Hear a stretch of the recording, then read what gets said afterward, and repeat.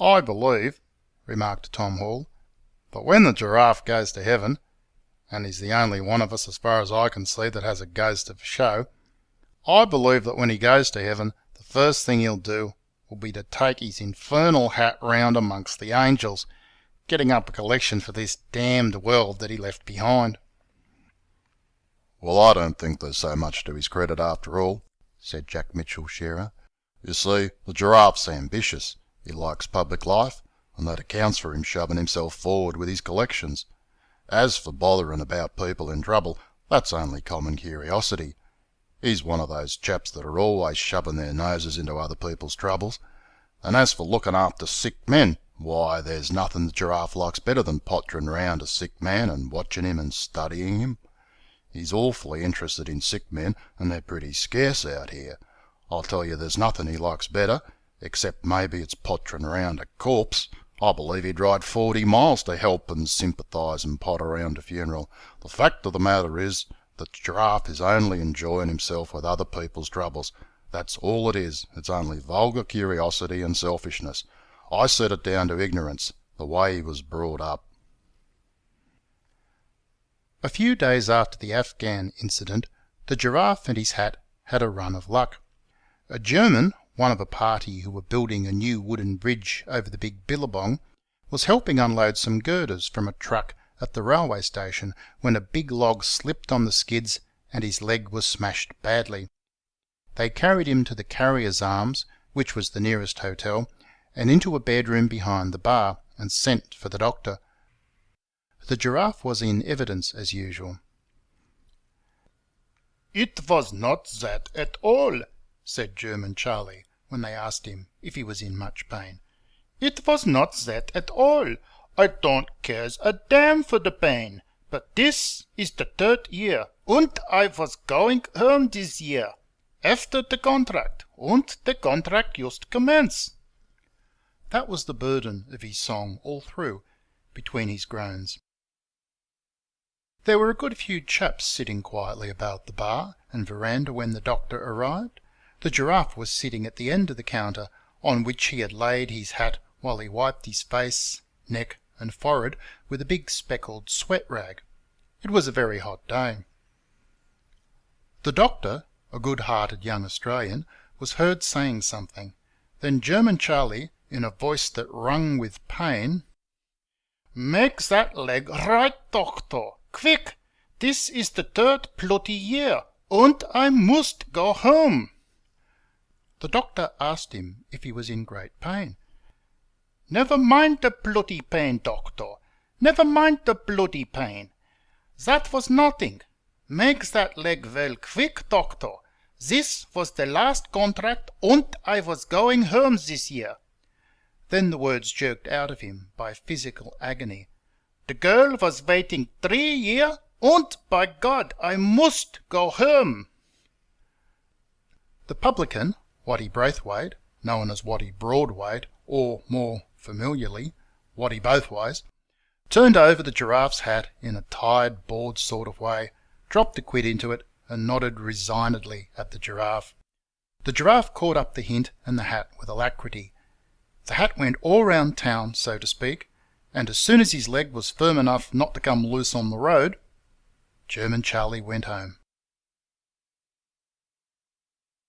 It was well known that I contributed to the Sydney Bulletin and several other papers.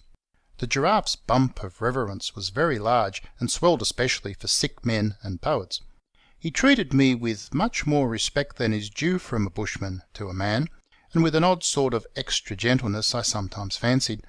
But one day he rather surprised me. "I'm sorry to trouble you," he said in a shamefaced way. "I don't know as you'd go in for sporting, but One-Eyed Bogan, Barcoo Rot, is going to have a bit of a scrap down the billabong this evening, and—" "A bit of a what?" I asked. "A bit of a fight to the finish," he said apologetically. "And the chaps is trying to fix up a fiver to put some life into the thing. There's bad blood between One-Eyed Bogan and Barcoo Rot, and it won't do them any harm to have it out." It was a great fight, I remember. There must have been a couple of score blood-soaked handkerchiefs, or sweat rags, buried in a hole on the field of battle, and the Giraffe was busy the rest of the evening helping to patch up the principals. Later on he took up a small collection for the loser, who happened to be Barcoo Rot, in spite of the advantage of an eye. The Salvation Army lassie, who went round with the war cry, nearly always sold the Giraffe 3 copies. A new chum parson, who wanted a subscription to build or enlarge a chapel or something, sought the assistance of the Giraffe's influence with his mates. "Well," said the Giraffe, "I ain't a church goer myself. I ain't what you might call a religious cove, but I'll be glad to do what I can to help you. I don't suppose I can do much. I ain't been to church since I was a kiddie." The parson was shocked, but later on he learned to appreciate the Giraffe and his mates and to love Australia for the bushman's sake, and it was he who told me the above anecdote. The Giraffe helped fix some stalls for a Catholic church bazaar, and some of the chaps chaffed him about it in the Union office. "You'll be taking up a collection for a joss house down in the Chinaman's camp next," said Tom Hall in conclusion. "Well, I ain't got nothing agin the Roman Catholics," said the Giraffe, "and Father O'Donovan's a very decent sort of cove. He stuck up for the Unions all right in the strike, anyway." "He wouldn't be Irish if he wasn't," someone commented. "I carried swags once for 6 months with a fellow that was a Catholic, and he was a very straight fellow. And a girl I knowed turned Catholic to marry a chap that had got her into trouble, and she was always just the same to me after as she was before. Besides, I like to help everything that's going on." Tom Hall and 1 or 2 others went out hurriedly to have a drink, but we all loved the Giraffe. He was very innocent and very humorous, especially when he meant to be most serious and philosophical. "Some of them bush girls is regular tomboys," he said to me solemnly one day. "Some of 'em is too cheeky altogether. I remember once I was stopping at a place. They was sort of relations of mine, and they put me to sleep in a room off the verandah where there was a glass door and no blinds, and the first morning the girls, they was sort of cousins of mine, they come giggling and fooling round outside the door on the verandah, kept me in bed till nearly 10 o'clock. I had to put my trousers on under the bedclothes in the end. But I got back on 'em the next night," he reflected.